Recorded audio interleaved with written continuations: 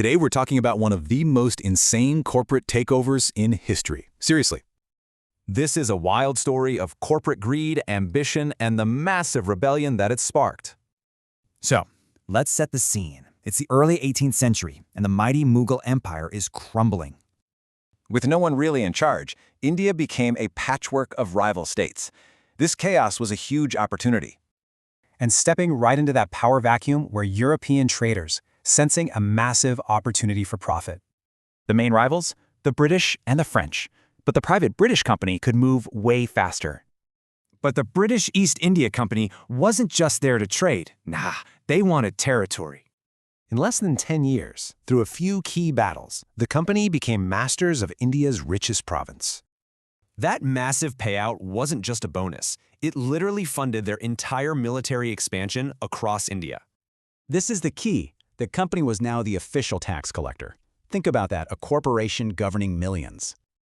Now that they controlled Bengal, the company built a ruthless system to extract as much wealth as possible. Their land policies were all about one thing: maximizing revenue, often with devastating consequences for local farmers. They also used political tricks, like the doctrine of lapse, to simply annex entire kingdoms without a fight. After a century of this kind of rule, resentment was boiling over. India was about to explode. India's ruling class felt like their power, their prestige, everything, was being systematically destroyed. But it wasn't just the rulers. From farmers to priests, everyone felt their way of life was under attack. And incredibly, even the company's own Indian soldiers, the engine of its power, were seething with resentment. And then came the final spark, a rumor about rifle cartridges greased with pig and cow fat. The revolt was ultimately crushed. But this wasn't the end. It was a bloody turning point for India. So while the revolt failed to kick the British out, it did accomplish one major thing. It ended corporate rule.